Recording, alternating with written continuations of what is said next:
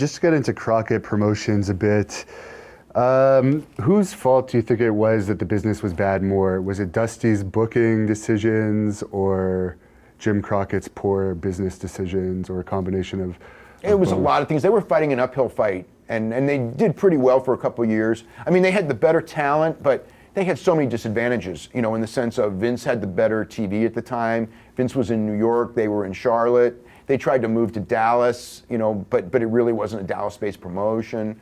They ended up spending a lot of money, and they went with they had this great talent, but they went with the pat hand in the same matches over and over again, and you can't do that for a long period of time, so it's going to go down. So some of it was the booking and not mixing new people in, but they were still fighting an uphill battle the whole time. I mean, the fact that they were able to go equal to Vince, especially when Vince had Hogan, in some cities for a long time, is really a credit, but they didn't have the money to compete with Vince, and inevitably, you know, the Turner thing. Now the Turner thing, you know, they should have beaten Vince.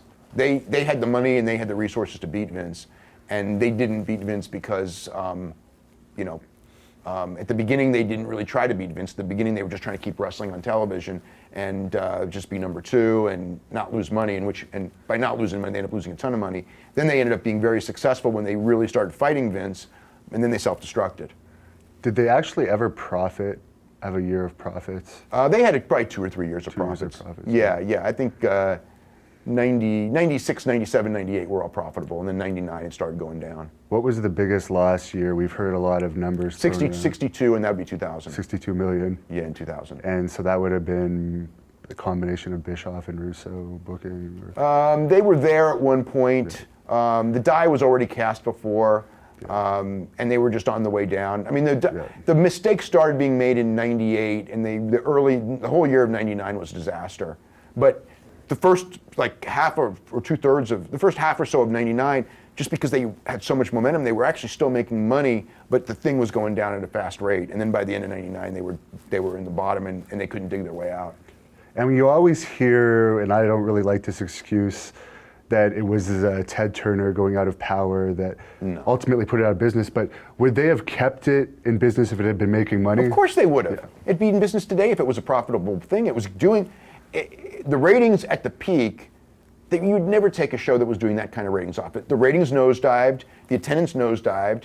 You know, again, they lost $60 million, and in those days, you know, wrestling wasn't the type of a business where a Turner Broadcasting is going to go, oh yeah, we're fine with losing $60 million with this kind of ratings, and the ratings were nosediving. It just was, you know, lawsuits. It was just a disaster. So I mean, that's what killed it. I mean, had different management been in place, could Eric Bischoff have turned it around? It's a question that we'll never know because he never had the chance to do so. So I don't have that answer. But the idea that Ted losing, what killed the business was losing all that money. I mean, they were willing to sell it, and you know, then they hired a programmer, and the programmer didn't want wrestling anymore, and that's what ended up killing it. But if wrestling had been, you know, the highest rated show on the station, you could hire some new programmer in, and you're not, you know, if you have a company that's making $30 million a year or $50 million a year, and you know, doing the best ratings of the station on 2 stations at the same time, you know, that new programmer is going to go in there and go, I don't like wrestling, but goddamn, it's making us money. You know that. And I have to ask your thoughts on Vince Russo in general. Well, you know, he obviously had a successful run when he was working with Vince McMahon. And then when he wasn't working with Vince McMahon, he was never that successful. And I think that's just what happened. He didn't fit well with WCW. I don't think Vince Russo understood the big picture of wrestling at all. I think that, you know, I think he was very good at coming up with ideas, and there were times where I would watch when he was with TNA, I would watch interviews and I go, you know, for certain characters, I thought he was very good at scripting the interviews with them. So I go, you know, he's talented there. With the women, I thought he made them all trashy, so I thought that was like a negative. But in the big picture in TNA, it was far more negative than positive. And WCW, it was really negative. I think when he came in, I think it was salvageable.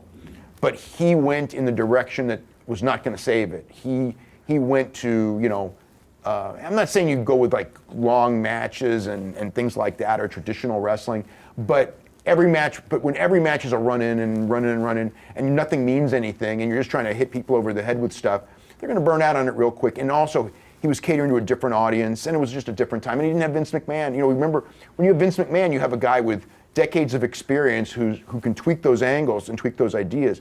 Perhaps if he had someone who, you know, on there who would be above him, who could tweak the ideas. But when people would try to give him advice, he thought he knew everything, and he didn't. And, you know, he was the guy, you know, I mean, WCW was in bad shape when he got there, but it was in a lot worse shape very quickly, you know, after he was there.